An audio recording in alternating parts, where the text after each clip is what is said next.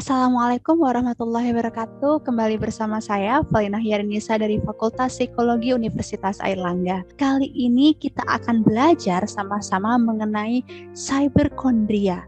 Apakah yang dimaksud dengan cyberkondria?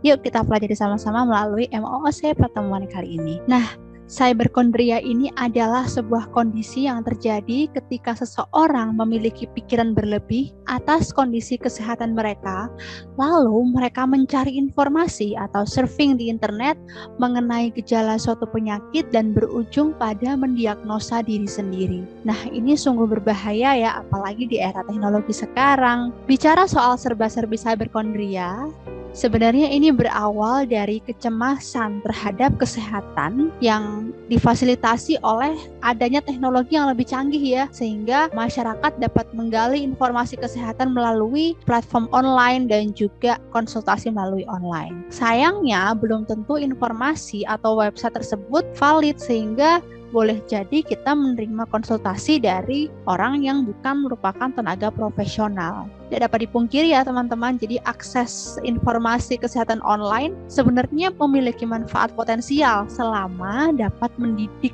ya orang menjadi tahu ya, dapat mendidik orang mengenai sifat atau karakteristik, penyebab, pencegahan, dan pengobatan terhadap kondisi kesehatan tertentu. Namun, bagi beberapa orang yang tertekan dan cemas dengan kesehatannya, internet dapat diakses untuk tujuan mendiagnosis diri atau mendapatkan kepastian akan berujung pada bahaya. Nah, distres dan kecemasan ini akan berdampak pada kecemasan kesehatannya dan akan menjadi motivator utama untuk terus mencari informasi kesehatan secara online. Akhirnya apa?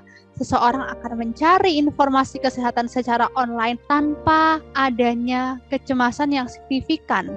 Nah, ini dapat menjadi awal dari kemunculan kecemasan terhadap kesehatan. Jadi gini ya, mencari informasi kesehatan secara online tanpa adanya kecemasan yang signifikan dapat menjadi awal dari kemunculan kecemasan berikutnya kalau tidak mendapatkan informasi yang valid. Nah, berikutnya kita akan sama-sama belajar mengenai apa saja sih ciri-ciri dari cyberkondria.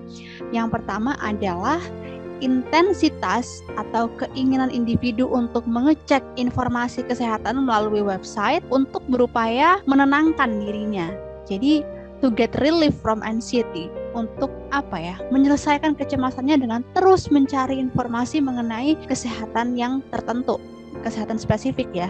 Kemudian misalnya ada seseorang memiliki gejala misalnya mual, kemudian terus-menerus sakit perut, kemudian sakit kepala, dan semua diagnosa tersebut dicari melalui Google, kemudian berujung pada diagnosa sebuah penyakit. Padahal kan belum tentu, tapi individu tersebut mempercayainya dan semakin terus mencari informasi melalui internet. Yang kedua adalah ketika seseorang mencari informasi di internet, sebenarnya individu memiliki kemampuan untuk merekam apa yang mereka lihat. Akhirnya apa? Bayang-bayang informasi mengenai penyakit tertentu terekam dalam memori kita dan akan terus-menerus diingat dan menimbulkan kecemasan yang baru. Selanjutnya, yang ketiga adalah sayangnya orang-orang dengan kondisi ini cenderung tidak mau menuju ke tenaga profesional, tidak mau ke dokter. Maunya apa? Maunya mencari informasi di internet yang cenderung memuaskan atau memvalidasi kecemasan mereka, dan kemudian apa? Akan semakin menyesatkan ya, karena dia mempercayai sesuatu yang belum tentu benar. Dan ini yang berbahaya dan harus sangat kita hindari.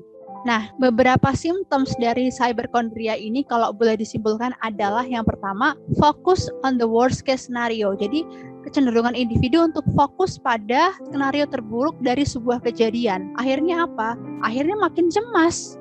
Kemudian kalaupun ingin ke dokter, dia akan terus-menerus bertanya sesuatu yang sudah ditanyakan sebelumnya kepada dokternya. Sehingga apa? Dan akhirnya apa? Memunculkan ketidaknyamanan ya antara dokter dan pasien yang memiliki cyberkondria ini. Dan akhirnya mengambil seluruh hidup kita, akhirnya fokus ke penyakit itu saja. Padahal selalu ada alternatifnya kan? atau belum jadi benar, tapi kita sudah terlanjur believe, sudah terlanjur percaya dengan itu, dan akhirnya akan semakin memperparah kondisi kita. Ada beberapa upaya nih teman-teman yang bisa kita lakukan sebagai cara untuk menanggulangi perilaku cyberkondria. Yang pertama adalah hindari perasaan cemas berlebih. Dengan cara apa? Kita bisa melakukan self-help ya, bisa melakukan mindfulness, kemudian mengingat hal-hal baik, berprasangka baik terhadap takdirnya Tuhan. Kemudian yang kedua adalah menyadari bahwa tidak semua informasi di internet adalah valid, sehingga kita perlu memilah situs atau website apa nih yang sebenarnya valid, yang sebenarnya reliable untuk kita gali informasi. Kemudian yang ketiga adalah konsultasi dengan profesional. Jangan menunda untuk ke dokter atau ke psikolog, karena apa? Mereka adalah tenaga profesional yang memiliki keilmuan untuk menjawab segala kegelisahan, baik permasalahan fisik maupun permasalahan psikologis. Yang keempat adalah batasi waktu penggunaan internet. Ingat, jangan sampai waktu kita lebih lama habis untuk surfing di internet daripada aktivitas sehari-hari dalam kehidupan nyata kita. Ya, kalau sampai terjadi ketimpangan seperti itu, jangan-jangan hidup kita dikendalikan oleh mesin ya. Justru harusnya kita yang mengendalikan mesin tersebut. Nah, itu ya teman-teman, anomali dari berkembangnya teknologi.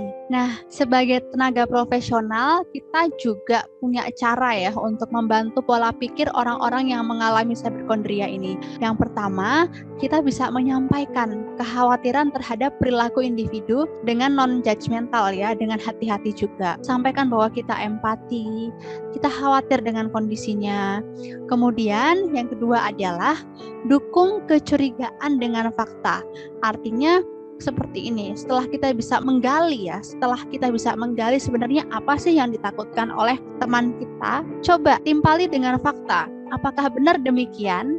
Kemudian yang ketiga adalah memberikan komentar yang berempati dan menyelamatkan kondisi mental individu tersebut. Kemudian yang keempat adalah hindari pemeriksaan untuk mengungkap perasaan dan motivasi yang mendasari pasien untuk meminimalkan gangguan pertahanan emosional yang penting bagi fungsinya. Kita harus yakinkan klien bahwa hanya mereka yang perlu tahu, yang akan diberitahu tentang kecurigaan penyakit tersebut. Artinya apa?